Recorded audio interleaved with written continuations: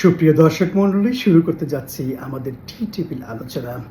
দীর্ঘ বিরতির পর আবার আমরা শুরু করতে যাচ্ছি আমাদের এই নিয়মিত অনুষ্ঠানটি। আমাদের এই অনুষ্ঠানটি সর্বশেষ প্রচার হয়েছিল 15ই ফেব্রুয়ারি 2026 সাল।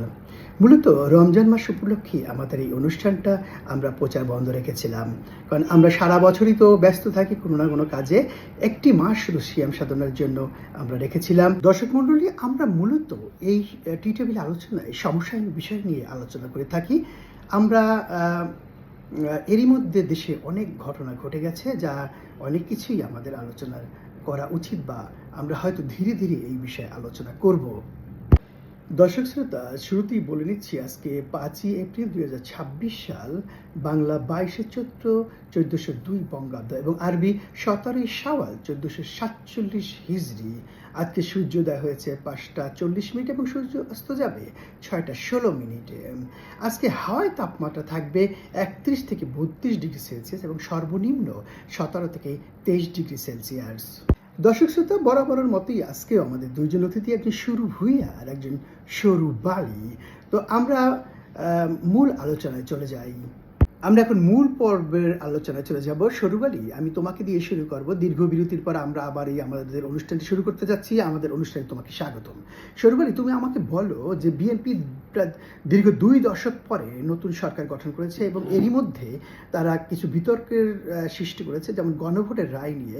এই গণভোটের কিছু অধ্যাদেশ তারা বাতিল করতে চায় এবং এরই প্রতিবাদে গতকালকে দেখলাম বিরোধী দল সহ সাধারণ মানুষ অলরেডি রাস্তায় প্রতিবাদে নেমেছে।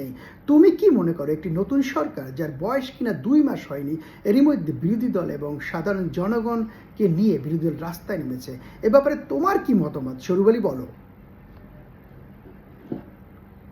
রাজনৈতিক পরিস্থিতি সবসময় জটিল হয়। একটি নতুন সরকার যখন গঠন করে তখন তাদের বিভিন্ন সিদ্ধান্ত নিয়ে আলোচনা সমালোচনা হতেই পারে। এক্ষেত্রে গণভোটের রায় নিয়ে বিতর্ক এবং বিরোধী দলের প্রতিবাদ স্বাভাবিক রাজনৈতিক প্রক্রিয়ারই অংশ। তবে এর পরবর্তী পদক্ষেপগুলো কেমন হয় তার উপরই সবকিছু নির্ভর করবে। এই বিষয়ে আপনার কি মনে হয়? আমি আমি আমার কোনো মতামত নেই। আমি মনে করি যে গণরায়ের যে ভোটের মাধ্যমে যে রায়গুলি এসেছে, প্রায় 70% লোক জনগণ এদের এই রায়ের পক্ষে ভোট দিয়েছে। আমি মনে করি সরকারের এই রায়ের প্রতি যথাযথভাবে পদক্ষেপ নিয়ে এই রায়গুলি বাস্তবায়ন করা উচিত। যাই হোক, আমরা চলে যাব পরবর্তী প্রশ্নে। আমি প্রশ্ন করব সরু ভূঁইয়ার কাছে। সরু ভূঁইয়া, দীর্ঘ বিরতির পর আমরা আমাদের অনুষ্ঠানটি আবার শুরু করতে যাচ্ছি। তোমাকে আমাদের অনুষ্ঠানে স্বাগতম। তোমার কাছে আমার প্রশ্ন যে